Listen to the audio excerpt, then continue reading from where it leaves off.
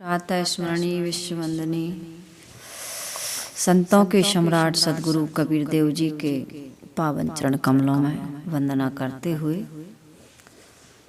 आइए हम सभी लोग सत्संग प्रेमियों को शुभकामनाएं दें। ये आज का दिन सभी के लिए सुखद एवं मंगलमय हो। आज एक भक्त का बहुत सुंदर प्रश्न है। वो सेवा करना चाहते हैं लेकिन कह रहे हैं कि साधन के अभाव में हम सेवा कैसे करें। कई लोगों का एक बहाना होता है एक प्रकार से कि हमारे पास साधन नहीं है, जबकि मनुष्य शरीर क्या है, साधन का द्वार है। साधना भी कर सकते हो और सेवा भी कर सकते हो, क्योंकि आपको ये जो शरीर मिला है, शरीर से सेवा होती है। कुछ मिले ना मिले, शरीर तो मिला है। और शरीर में कितने सारे टूल्स हैं आपके पास। मन है, वाणी है, तन है। तन से भी सेवा होती है, मन से भी सेवा होती है और वचन से भी सेवा होती है। क्योंकि मनुष्य जन्म बड़ा दुर्लभ है और ये मिल गया है, तो इससे जन सेवा, आत्म कल्याण का काम करना चाहिए। यदि जन सेवा और आत्म कल्याण का काम नहीं किया तो ये केवल गंदगी बनाने का या मैला ढोने का एक साधन है ना। इसलिए इस मानव जीवन की विशेषता क्या है, इसके सद्गुणों से, सद आचरण से, समाज की सेवा और आत्म कल्याण से ही इसकी प्रशंसा है, इसकी सार्थकता है और इसकी बड़ाई या प्रशंसा है। भगवान मिलने के लिए या भगवान पाने के लिए आपको पर्वत पर चढ़ने की जरूरत नहीं है, किसी जंगल में तप करने की जरूरत नहीं है, लाखों का दान करने की भी जरूरत नहीं है। बस इतना कर लें, किसी एक मनुष्य के आंसू पोंछ दें, इतना ही बहुत है। यदि हम इतना भी नहीं कर पा रहे हैं तो समझ लीजिए कि हम बहाना बनाते हैं कि हमारे पास साधन का अभाव है। साधन का सर्वथा अभाव किसी के पास नहीं होता है। मनुष्य की एक बहुत भयंकर भूल है, जो यह वह सोच रहा है कि मेरे पास कोई साधन नहीं है। आदमी उसकी कल्पना करता है जो उसके पास नहीं है, लेकिन जो उसके पास में है उसका वो दुरुपयोग कर रहा है। जिसके पास धन नहीं है या कम है, वह सोचता है हमारे पास धन होता तो खूब धर्म में और परोपकार में लगाता, परंतु उसके पास स्वस्थ शरीर है, वह उससे किसी की सेवा करना नहीं चाहता। आदमी कुछ न कुछ तो खा पी रहा है, कुछ न कुछ पहन रहा है, मकान में रह रहा है, कुछ न कुछ साधन तो उसके पास है, लेकिन उसके पास में बहाना है तो वो कुछ भी नहीं कर पा रहा है। इसलिए हमारे ईश्वर, हमारे ब्रह्म, हमारे परमात्मा जो हमारे अंदर बैठे हुए हैं, वो कैसे खुश होते हैं, उनका दर्शन हम कैसे कर सकते हैं, उनको क्या प्रिय है, करुणा और सेवा। हमारे मन में करुणा का भाव नहीं जग रहा, सेवा का भाव नहीं जग रहा है, तो हमारा हृदय शुद्ध नहीं हो सकता है।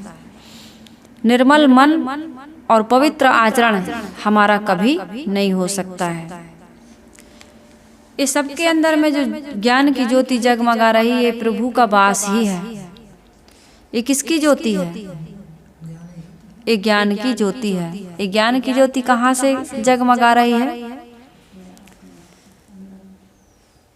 इसी को हम कहते हैं परमात्मा। इसी को क्या कहते हैं? परमात्मा। ये परमात्मा कहाँ है? हम सभी के अंदर में, सभी देहधारियों के अंदर में वह परमात्मा बैठा हुआ है। जो लोग सेवा में लगे रहते हैं उनके चेहरे पर तेज क्यों होता है? उसका कारण यही है कि वो परमात्मा की सेवा कर रहे हैं। उनके मन में चिंता नहीं रहती है, उनके घर में शांति रहती है, उनके मन में शांति रहती है। सेवक दुख को भी प्रसाद समझकर सह लेता है, लेकिन सेवा से कभी पीछे नहीं हटता। आदमी कहते हैं हमारे घर में दुख है, प्रतिकूलता है, धन का अभाव है, पता नहीं क्या क्या आदमी ये बहाना बनाता रहता है। लेकिन कितने लोग ऐसे हैं जो विकलांग हैं, जिनके अंग भी स्वस्थ नहीं है ना। कितने अंधे हैं, कितने बहरे हैं, कितने लोगों के हाथ नहीं है, पैर नहीं है, फिर भी इतनी सुंदर सुंदर वो भजन गाते हैं।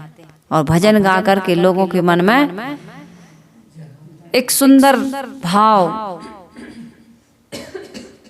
एक सुंदर प्रेरणा वो जगाने का काम करते हैं। बड़े सुंदर सुंदर भजन, मीरा के भजन, कबीर साहब के भजन, राम के भजन, भगवान कृष्ण के भजन कहते हैं ना, महात्मा बुद्ध के भजन, महावीर के भजन, बड़े सूरवीरों की गाथाएं वो समाज सेवियों के, समाज सुधारकों के वो ताना बाना गाथा के रूप में गाते रहते हैं, बिरोते रहते हैं। तो उनके हाथ नहीं है, पैर नहीं है, आंख नहीं है, लेकिन कितना सुंदर गा गा करके लोगों की वो सेवा कर रहे हैं। आदमी तनाव में बैठा हुआ है, कोई व्यक्ति आया, पूछा कि भाई क्या परेशानी, तो कहा भाई क्या बताएं, कहे नहीं बताओ, कहे तुम हमारे दुख को दूर नहीं कर सकते हो। तो आप ये कह सकते हैं हम दूर नहीं कर सकते, लेकिन सुन तो सकते हैं। संसार में ऐसे लोग हैं जिनको सुनने वाला नहीं है कोई। आप ऐसे व्यक्ति की दुख भरी कहानी सुन सकते हैं और वो आपको सुना देगा तो उसके दिल का बोझ, मन का बोझ हल्का हो जाता है। एक बूढ़े बाबा पार्क में बैठे थे, एक नौजवान बेटा आया, बहुत उदास। बूढ़े ने कहा बेटा क्या बात है, बड़े उदास दिख रहे हो। कहे बाबा क्या बताएं, आज मैं बहुत दुखी हूँ। बाबा ने कहा मुझे बताओ क्या परेशानी। कहे बाबा आप बूढ़े हो गए, क्या कर सकते हो। कहे बेटा कुछ नहीं कर सकता हूँ, सुन तो सकता हूँ। उसने रो रो करके दुख भरी अपनी कहानी सुनाई, उसका दिल हल्का हो गया। बूढ़े बाबा उठ के चले गए। कहा मैं बेटा कुछ करने लायक तो नहीं हूँ, लेकिन तुम्हारी इस कहानी को मैंने सुन करके तुम्हें एक संवेदना व्यक्त की है, क्योंकि तुम्हारे पास कोई सुनाने वाला नहीं था। यानी कि सुनने वाला, सुनाने वाला तो वही है, सुनने वाला नहीं था, इसलिए मैंने बड़े धैर्य से, गंभीरता से किसी के दुख की बातों को या समस्या को या परेशानी को हम धैर्य पूर्वक पूरे मनोयोग से सुन लेते हैं। आज सुनने वाला नहीं है कोई, तो ये भी एक क्या है, सेवा है। लेकिन सुन करके ये नहीं कि उसका मखौल उड़ाएं, मजाक उड़ाएं, दूसरे से बताने लगे, उसका अपमान करने लगे, है ना, ये नहीं होना चाहिए। तो सेवा आदमी कहाँ कैसे कर सकता है ये आदमी को पता नहीं है। आदमी सेवा करता क्या है, तो दूसरों को दिखाने के लिए करता है। ऐसे भी है, कितने बड़े बड़े काम जो हो रहे हैं, नाम लेने की आवश्यकता है, वो दिखाने के लिए भी करते हैं लोग। सेवा क्या होता है, सेवा का भाव क्या होता है कि आप दूसरों की तकलीफ को, दुख को, पीड़ा को, कष्ट को हरने के भाव से, या दूसरों को सहयोग देने के भाव से, या सुख पहुंचाने के भाव से उसकी मदद करिए, यही सेवा है। एक बड़े मंदिर में हजारों लोग आते थे, भगवान की मूर्ति को देखते, आरती करते, दीप जलाते, घंटा बजाते, पुजारी को दान देते, यही करते थे। लेकिन एक नौजवान हर दिन सुबह आता और मंदिर के पीछे जो गंदगी रहती थी उसकी सफाई करता। सामने तो सब कर देते हैं, लेकिन पीछे कैसे पड़ा रहता है, तो उसको बढ़िया से साफ कर देता, पानी डाल देता, धो देता, कूड़ा उठा देता, सुगंध छिड़क देता, फूलों में पानी डाल देता, यही करता और चला जाता। एक दिन पुजारी ने पूछा बेटा भगवान के दर्शन करने सामने क्यों नहीं आते हो।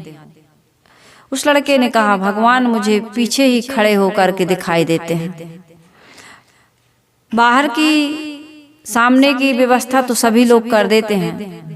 जैसे बड़े बड़े जगहों में सब लोग दान करते हैं, बड़े भंडारे में दान करते हैं, बड़े आश्रम में जाते हैं, है ना, बड़े महापुरुषों के पास खूब भेंट बंदगी, आश्रमों में या किसी संस्था में देखिए किसी पद पे हैं, तो उनके पास जरूरतों का सामान इतना ज़्यादा है कि वो सदुपयोग तो क्या उपयोग भी नहीं कर पा रहा है। लेकिन वहाँ लोग भेंट बंदगी, पूजा या रुपया पैसा, या आश्रम की या संस्था की या कोई भी व्यक्ति की बात कर रही हूँ मैं, वहाँ देने के लिए भीड़ लगी है, लाइन लगी है। चढ़ जाए तो बड़ा सौभाग्य, लेकिन बगल में ही कोई बूढ़ा व्यक्ति, भूखा व्यक्ति, नंगा व्यक्ति मतलब ठंडी है लेकिन कंबल नहीं है, आज ठंड लग रही, स्वेटर नहीं है उसके पास, क्या नहीं है, सॉक्स नहीं है, मोजे नहीं है, मफलर नहीं है, टोपी नहीं है ना। ठंडियों में खाने के लिए खजूर नहीं है, खजूर खाते ना ठंडी में लोग हैं, उसको खाने के लिए, पीने के लिए, पहनने के लिए जरूरत की चीजें उपलब्ध नहीं करा रहा है। और जहाँ कमी नहीं है वहां हम दान दे रहे थे, दान नहीं है। कहते हैं एक संत जी गांव में आए, संत जी को सब रुपया पैसा दे रहे थे, खूब दान दक्षिणा हो रही थी। एक बुढ़िया माता के पास 4 आने थे, 4 आने समझती, 25 पैसा पहले चलते थे ना, 25 पैसा 50 पैसा, उसके पास केवल 25 पैसा था। अब वो इस दुविधा में थी कि सब लोग दान दे रहे हैं और यदि मैं दान ना दूं तो मन कह रहा था कि दान दूं, लेकिन पेट कह रहा था कि दान दे दूंगी तो मैं भोजन क्या करूंगी, खाऊंगी क्या। अब इसी सा उधेड़ बुन में उसके मन में विचार चल रहे थे कि क्या करूं क्या ना करूं, सब लोग दे रहे हैं, इन संत को मैं ना दूं तो मेरा मन नहीं मान रहा, और दे दूं तो मेरा पेट कह रहा कि भूख लगी, कुछ खा लेते। उस बुढ़िया ने वो 4 आने संत जी की सेवा में समर्पित कर दिए। संत जी खड़े होकर के बोले कि आज का सबसे बड़ा दान और सबसे बड़ी दानी ये माता जी हैं, सबसे बड़ा दान मुझे इन्होंने दिया। लोगों ने कहा लाखों लाखों दे रहे हैं, उसका कोई जिक्र नहीं, उसकी कोई प्रशंसा नहीं, उसकी कोई वाहवाही नहीं, उसकी कोई चर्चा नहीं। और बुढ़िया माता ने 4 आने दे दिए 25 पैसे। तो महात्मा जी कह रहे हैं आज की सबसे बड़ी दानी माता। कुछ समझ में नहीं आ रहा है महात्मा जी का क्या विचार है, क्या सोच है। एक व्यक्ति ने कह ही दिया कि वो कैसे सबसे बड़ी दानी 25 पैसा देने वाली कैसे। तो महात्मा जी ने कहा देखो इसने अपना सर्वस्व दान कर दिया, इसके पास क्या था, केवल 25 पैसे। आप तो धन अधिक होने के कारण से हमें दे रहे हैं, आपके यहाँ पर्याप्त मात्रा में धन है, लेकिन ये धन के अभाव में भी हमें धन दे रही है। इसकी भावना, इसकी सेवा की जो भावना है, इसलिए मैंने कहा कि आज का सबसे बड़ा दान इस बुढ़िया माता का है। तो हम कैसे सेवा कर सकते हैं। प्रश्न पूछ रहे हैं कि साधन के अभाव में हम सेवा कैसे करें। तो हमें वाणी मिली हुई है, हम रोज सेवा का संकल्प लें कि आज हम मीठा बोल करके दूसरों के मन को प्रसन्नता पहुंचाएंगे। ये भी सेवा है। क्या करके, मीठा बोल करके, हितकारी बोल करके, सम्मानजनक शब्द बोल करके हम दूसरों का क्या करेंगे, प्रसन्नता, खुशी में बढ़ोतरी करेंगे। किसी प्यासे को या पक्षियों को या पशु को पानी पिला दीजिए, भूखा है, गरीब है, जरूरतमंद है, उसको भोजन करा दीजिए। समय का भी दान दीजिए। कोई बूढ़े व्यक्ति हैं या कोई दुखी आदमी है, उसको 10 मिनट 15 मिनट बैठ करके उसकी सांत्वना देने के लिए उसकी कुछ बातें सुन लीजिए, ये भी सेवा है। ज्ञान दे दीजिए, किसी बच्चे को पढ़ाइए, किसी व्यक्ति को दुखी है, ऐसे होते हैं ना घर परिवार में, समाज में बहुत सारे लोग जो सास को लेकर, बहू को लेकर, अपने पति को लेकर, पत्नी को लेकर, देवरानी जेठानी को लेकर, किसी को भी लेकर तनावग्रसित है। उनके मन में नकारात्मक विचारधाराएं हमेशा प्रवाहित होती रहती हैं। तो उसके अच्छी बात बता करके कोई समाधान कर दीजिए, ज्ञान दे दीजिए कि देखो घर और परिवार और रिश्ते सौभाग्य से मिलते हैं।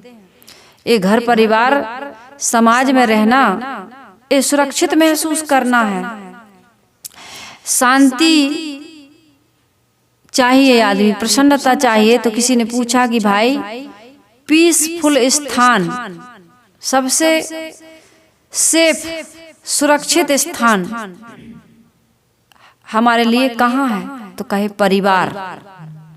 जहाँ परिवार में हमारे माता है, पिता है, पत्नी है, पति है, भाई है, बहन है, देवरानी है, जेठानी है, दादा है, दादी है, फूफी है ना, फूफा है, कितने सारे नाते रिश्ते और संबंध हैं।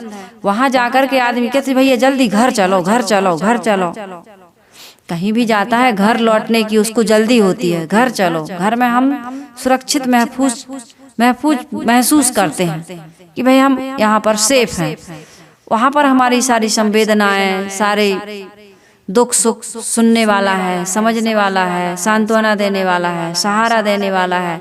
और उसी परिवार की हम कमी देख रहे हैं, उसी परिवार से लड़ रहा है, झगड़ रहा है, उसी परिवार की हम निंदा कर रहा है। ऐसा नहीं होना चाहिए। ऐसा समझाने वाला कोई मिल जाए तो ये क्या हो, ज्ञान से सेव। ज्ञान मतलब केवल अध्यात्म का ज्ञान देना ही ज्ञान नहीं है, आत्मा परमात्मा की चर्चा करना ही ज्ञान नहीं है। पहले हमको कैसे परिवार में लोगों के साथ व्यवहार करना है, जरूरतमंद की कैसे सेवा करना है, कैसे सहयोग करना है, ये भी तो ज्ञान होना चाहिए। यदि ऐसा ज्ञान आप दे देते हैं तो ये भी आप क्या कर रहे हैं, सेवा कर रहे हैं। फिर सफाई करिए। जहाँ कहीं भी गंदगी दिखती है, कितने लोग तो अपने घर की गंदगी दूसरे के घर के सामने फेंक देते हैं। अपने घर का कचरा निकाल के दूसरे की बाड़ी में डाल दिए, खेत में डाल दिए, खाली जगह है वहां डाल दिए। ये लड़ाइयाँ क्यों होती हैं? अपना घर तो हम साफ करते हैं और दूसरे की जगह को कूड़ादान समझते हैं, है ना। तो ऐसा नहीं, दूसरे के आंगन को भी कभी दूसरे के आंगन के सामने दूसरे की गली भी साफ कर दीजिए। अपना गली धोते हो थोड़ा सा ऐसा नहीं कि अपनी गली धो तो वहां कीचड़ फैला दो, ऐसा नहीं होना चाहिए। तो ये भी आप कर सकते हो। अपने घर की सफाई के साथ साथ दूसरे की सफाई पर भी ध्यान देना, ये भी क्या है, सेवा है। किसी ने आपके साथ सहयोग की भावना से कुछ अच्छा कार्य किया तो उसकी क्या करिए, आभार व्यक्त कर दीजिए कि भाई उस दिन आपने हमारी मदद की, हमारा सहयोग किया, बहुत अच्छा हुआ। यदि आप ना आते, आप ना सुनते, आप हमारा सहयोग ना करते तो हमारा तो बहुत बड़ा नुकसान हो जाता। हम तो बहुत दुखी थे, हम तो बहुत परेशान थे। आपका बहुत बहुत आभार, आपको धन्यवाद। आपसे हमको बहुत बड़ी प्रेरणा मिली। हम भी आप जैसे समाज की सेवा करेंगे। आप हमारे रोल मॉडल हो, है ना, रोल मॉडल। तो कितना अच्छा लगेगा उसको, उसका उत्साह बढ़ जाएगा। मान लीजिए मैं समाज के लिए कुछ यहाँ से अपने टूटे फूटे विचार समाज की सेवा में आप लोगों को देती रहती हूँ। कितने लोग कहते हैं आपके विचारों से, आपकी वाणी से, सदगुरु कबीर साहिब जी के ज्ञान से हमको अमुक अमुक लाभ मिल रहा। हमारा चिंता होती थी, हमको बड़ा दुख होता था, परिवार में कलह होता था, बड़े हमारे जीवन में गंदे गंदे आचरण थे, दुर्व्यसन थे, बड़ी भ्रांतियां थी, मन हमारा रुकता ही नहीं था। कई प्रकार के लोग बताते हैं। इसमें हमको बड़ा लाभ हुआ, हमारा मन रुकने लगा। हमारे मन में जो अज्ञान था, जो भ्रांतियां थी, जो अंधकार था, वो दूर हो गया। परिवार में हम प्रेम से रहने लगे। किसी भी प्रकार की प्रतिकूलता आती है तो हम उसको सह लेते हैं। अब हम चिंता नहीं करते हैं, हमारा मन अब प्रसन्न रहता है। एक बहन थी, हम लोगों से वो मिली, बोली साहिब जी धन का अभाव तो सबको रहता है। हमारे घर में भी धन का अभाव था, क्योंकि जरूरतें ज्यादा थी और आमदनी कम। तो हमने कुछ कुछ धंधा, बिजनेस, व्यापार करना शुरू किया। आखिरकार वो भी नहीं चला, वो भी ठप हो गया। बड़े दुखी हुए, मन में बहुत तनाव, स्ट्रेस इतना ज्यादा कि सिर में दर्द रहने लगा। मैं बीमार रहने लगी, डिप्रेशन में चली गई, नींद नहीं आती थी। लेकिन मैंने आपका एक प्रवचन सुना चिंता पर से। चिंता और चिता में एक बिंदु का फर्क है। चिंता जिंदा को जलाती है और चिता मुर्दे को जलाती है। प्रवचन कहीं मैंने डाला होगा, उनको सुना। उस दिन से मेरे जीवन से चिंता समाप्त हो गई और मैं अपने आप को बिल्कुल हल्का फुल्का महसूस करती हूँ और ध्यान चिंतन करती हूँ। बढ़िया से कबीर साहिब जी की आरती होती है उन घर में, सुबह दिया जलता है। बच्चों को भी सुबह उठ कर के जब भी वो स्कूल जाने लगते हैं वहाँ 2 मिनट 5 मिनट वहाँ हाजिरी देते हैं, वहाँ बैठते हैं, कुछ दिया बाती पूजा आरती वो भी करते हैं। जाते हैं तो बंदगी प्रणाम करके जाते हैं, आते हैं तो बंदगी प्रणाम करते हैं। हमारे घर में बड़ी शांति से अब हम लोग प्रसन्नता से रहते हैं। बस इतना है कि थोड़ा हमारा जो खर्च ज़्यादा है उसको भी हमें कम करना है, इसी आमदनी में बचत करना है। क्या करना है? इसी आमदनी में बचत करने की आवश्यकता है। समस्याएं, दुख, तकलीफ, प्रतिकूलता किसके जीवन में नहीं, लेकिन हम यदि इनका रोना रोते रहें, बहाना बनाते रहें, हम किसी के लिए कुछ ना कर पाएं, न समाज की सेवा, न लोक मंगल के काम, न अपने जीवन को सुव्यवस्थित बना पाएं, तो फिर हम बहाने ही बनाते रह जाएंगे, कुछ नहीं कर पाएंगे। इसलिए हमको क्या करना चाहिए? अपने जीवन में हम सबको समाज की सेवा का और आत्म कल्याण का संकल्प लेकर के इस मानव जीवन को सफल सार्थक बनाने के लिए आगे बढ़ना चाहिए। ये नहीं कहना चाहिए कि हमारे पास साधन का अभाव है। साधन का अभाव किसी के पास नहीं है, न साधन का अभाव है न साधना का अभाव है। तो अपने बस अपने स्वयं के ऊपर हमारा स्वयं का उत्तरदायित्व बनता है कि जो नहीं है उसके बारे में ना सोचें, लेकिन जो है उसके बारे में सोचें। कितने गरीब ऑटो चलाने वाले, कितने किसान खेत में काम करने वाले, कितने मजदूर, कितने कबाड़ी लोग कबाड़ी का धंधा कर रहे हैं। कैसे कैसे लोग माता बहनों को जो लाडली योजना के पैसे मिल रहे हैं या किसी प्रकार की और पेंशन मिल रही है, किसी प्रकार का और सरकार से सहयोग मिल रहा है, उसका पैसा बचा करके घर परिवार से उनको खर्च के लिए पैसा मिलता है, उसका पैसा बचा के यहाँ पर आश्रम में जो काम चल रहा है, रूम बन रहा है, जो भी काम हो रहा है, यहाँ बिजली फिटिंग होना है या हमको प्लास्टर करवाना है या दरवाजा लगवाना है या खिड़की लगवाना है या कोई भी काम करवाना है। खैर अभी तो केवल रूम का लेंटर लेवल हुआ है, अभी छत भी नहीं पड़ी और सारे काम तो बहुत शेष रह गए हैं। यहाँ पर लोग जब से सुना है तब से सहयोग कर रहे हैं। कोई 200 रुपया भेज देता है, कोई 500 भेज देता है, कोई 1000 भेजता है, तो कोई 50,000 भेजता है। सब प्रकार के जगहों पर, आश्रमों पर लोग सहयोग कर रहे। राम मंदिर कैसे बना? सहयोग से बना। ये आश्रम, बड़े बड़े आश्रम, ये मंदिर कैसे चल रहा है? ये दीन दुखी भूखे असहाय लोगों को कौन सहयोग कर रहा? आदमी ही तो कर रहा है, मनुष्य ही तो कर रहा है। समाज में जो अव्यवस्था थी उसको दूर करने का बीड़ा किसने उठाया? आदमी ने ही तो उठाया। कहते हैं भगवान दुख दे रहा, भगवान ही ठीक करेगा। भगवान दुख नहीं देता है। आज इंसान से दुखी है क्योंकि इंसान को लूट रहा है, इंसान को ठग रहा है, इंसान को भटका रहा है, इंसान के साथ गलत व्यवहार कर रहा है। इसलिए इंसान को आज सुधरने की आवश्यकता है, सहयोग करने की आवश्यकता है। लोगों को यदि ये बात समझ में आ जाए कि इंसान ही सुख देता है और इंसान ही दुख देता है, और दुख देना बंद कर दे, सुख देना शुरू कर दे, तो उसका जीवन भी सुखी होगा कि नहीं होगा? ये तो कर्मों की खेती है। बाबा आमटे कोढ़ियों के मसीहा बताए जाते हैं। बाबा आमटे एक ऐसे व्यक्ति का नाम है जिन्होंने कोढ़ियों की सेवा की है। जिन कोढ़ियों को लोग पत्थर मार करके और लहूलुहान करते थे, गांव से बाहर भगा देते थे, कहीं सड़क के किनारे, कहीं पेड़ के नीचे पड़े वो कराहते रहते थे, ऐसे लोगों को बाबा आमटे कंबल ओढ़ा करके घर में ले जा करके उनका उपचार करते थे। लोग कहते थे तुम पागल हो, ऐसे रोगी को ले आए हो, रोग पकड़ लेगा। तो बाबा आमटे कहते थे मैंने रोग को नहीं पकड़ा, मैंने रोगी को पकड़ा और मैं उसे ठीक करने के लिए लेकर के आया हूँ। मनुष्य के शरीर को नहीं, उसकी पीड़ा को मैं जानता हूँ। शरीर कैसा है मुझे इससे मतलब नहीं, इसको कितनी पीड़ा हो रही होगी, तकलीफ हो रही होगी, इसलिए मैं इसकी सेवा करूँगा। उन्होंने आनंद वन नामक आश्रम बनाया। हजारों असहयोग रोगियों को उन्होंने घर दिया, सम्मान दिया, जीवन दिया और उनको काम भी दिया। जिनको लोग उपेक्षा की दृष्टि से जिनका तिरस्कार कर चुके थे, ऐसे लोगों की उन्होंने सहायता की। सेवा भय से नहीं, प्रेम से होनी चाहिए। आदमी को यदि भय हो जाएगा, अरे गंदगी है, अरे रोगी है, तो सेवा नहीं कर सकता है। कितने ऐसे लोग होते हैं जो आश्रमों में, घर में, आश्रम और घर समाज यही तो होता है। एक गृहस्थ आश्रम होता है, एक वृत्त आश्रम होता है, बाकी काम करने तो लोग सब कहीं जाते हैं, है ना, लेकिन रहते कहाँ है, घर में या आश्रम में। तो अभी हमने देखा है हमारे आश्रम में, जहाँ जहाँ भी और भी जगहों पर भी होता होगा, हमने देखा नहीं, लेकिन जहाँ देखा, आश्रम में कोई बीमार हो जाता है, लोग कहते हैं घर भेज देते हैं। हमारे आश्रमों में, साध्वियों के आश्रमों में, तो हमने कहीं भी, संतों के आश्रम में भी, हमारे संप्रदाय में कहीं हमने ऐसा नहीं देखा कि उनको घर भेज दिया गया हो।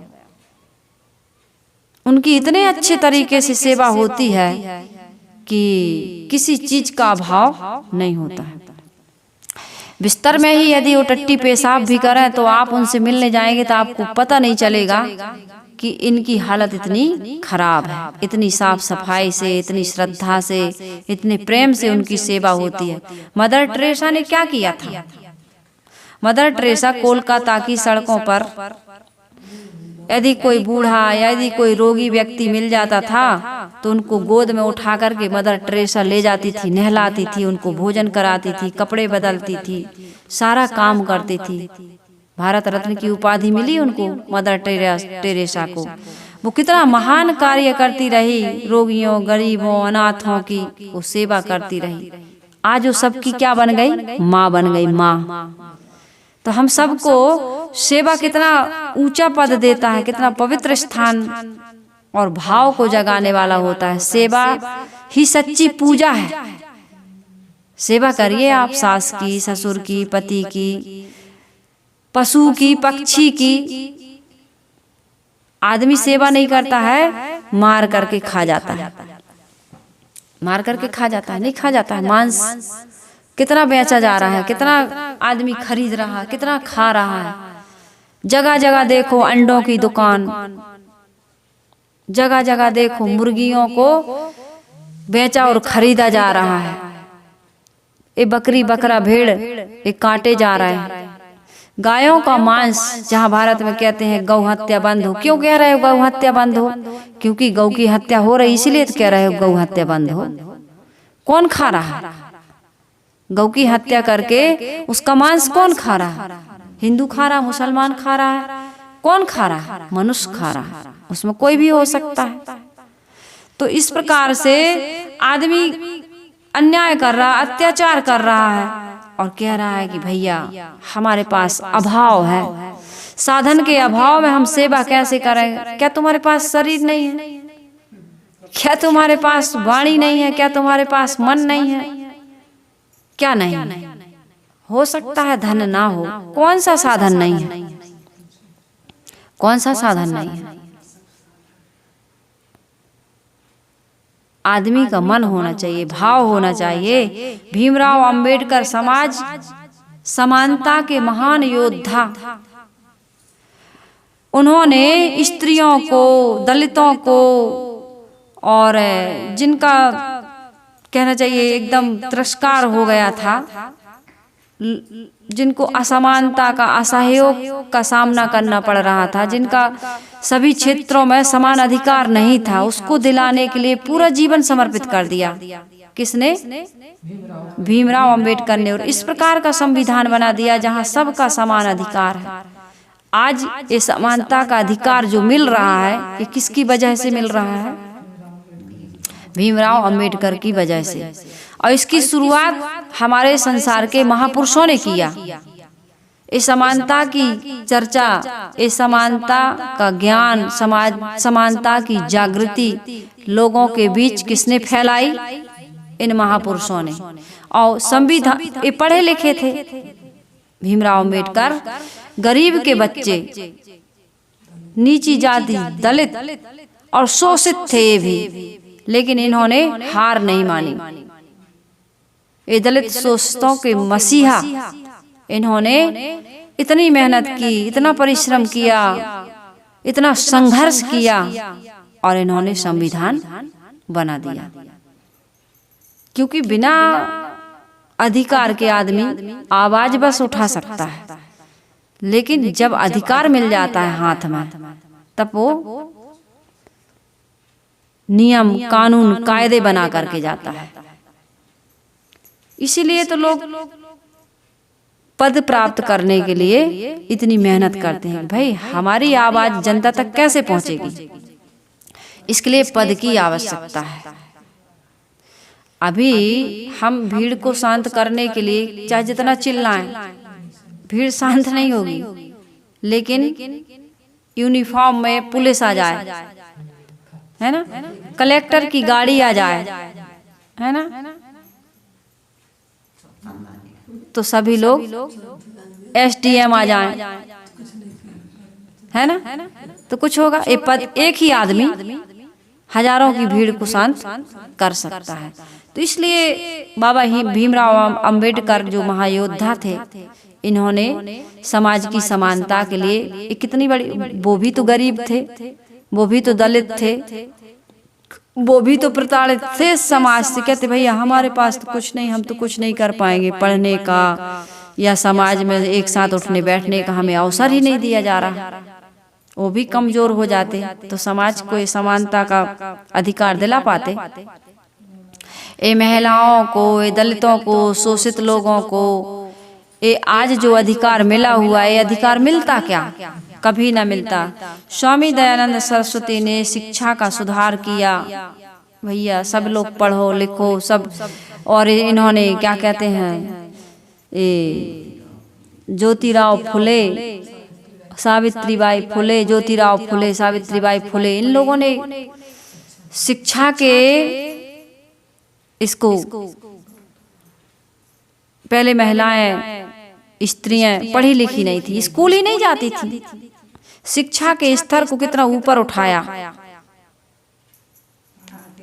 पहली टीचर है ना सावित्रीबाई, उन्होंने कितना उनको सताया गया, उनके ऊपर धूल डाल देते, गोबर फेंक देते।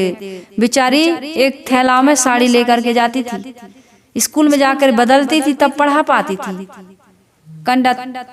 कंडा छेना क्या क्या बोलते हैं, अपने यहाँ तो कंडा बोलते हैं, गोबर से जो थापते हैं और चूल्हे में जलाते हैं, उसी को फेंक के मार देती थी। महिलाएं जिनको पढ़ाने जा रही है, जिनको जगाने जा रही है, जिनको शिक्षित करने जा रही है, वही लोग, वही महिलाएं बड़ी मैडम बन के जा रही। ये महिलाएं ही महिलाओं का क्या करती हैं, मनोबल गिराती हैं। महिलाएं ही महिलाओं के साथ अत्याचार करती हैं। कहते ना, किसी जंगल के कटने का किस्सा ना होता यदि कुल्हाड़ी में लकड़ी का हिस्सा ना होता। आज यदि दुखी है तो महिला से ज्यादा दुखी है। आज जैसे मान लो सरकार समानता का अधिकार दे रही है, माता पिता की संपत्ति में समानता का अधिकार दे रही है ना, लेकिन कोई बहन, कोई ननद कह दो, यदि अपने माता पिता की संपत्ति का हिस्सेदार बनती है तो सबसे ज्यादा विरोध कौन करता है? कौन करता है? सबसे ज्यादा विरोध कौन करता है? एक स्त्री ही करती है। एक स्त्री को समान अधिकार दिलाने में एक स्त्री ही खड़ी है विरोध में कि नहीं मिल सकता तुमको। सब कहीं हो रहा कि नहीं हो रहा? तो मैं ये कह रही थी कि यदि ऐसे स्वार्थ में पढ़ कर के महापुरुष यदि ये बहाना कर जाते कि हमारे पास साधन का अभाव है, हम अकेले क्या कर सकते हैं, तो क्या आज समाज में कुछ हो पाता? चाहे लक्ष्मीबाई हो, चाहे झलकारी बाई हो, चाहे अवंती बाई हो, चाहे दुर्गावती हो, ये सब नाम लिए जाते हैं ना। जैसे मीराबाई है, भक्ति मार्ग में उन्होंने कितना कष्ट सहा। सबरी माता हैं, लल दत्त हैं, है ना, बहुत सारी महिलाएं हैं। इन लोगों ने यदि ये सोचा होता कि मैं पुरुष समाज में अकेली स्त्री, मेरा कोई वर्चस्व नहीं है, मेरा कोई सहयोगी नहीं है, मेरा कोई बल नहीं है, कोई सहारा नहीं है, मैं क्या कर सकती हूँ, तो ये हमारे लिए मिसाल बन पाती, कुछ कर पाती, कुछ भी ना कर पाती। तो इसलिए हम सबको क्या करना चाहिए, जैसे विनोबा भावे ने भूदान आंदोलन चलाया था कि जिसके पास ज्यादा भूमि है उसको चाहिए कि वो गरीब को, बेसहारे को क्या करे, थोड़ा सहारा दे, थोड़ा सा जमीन दे दे।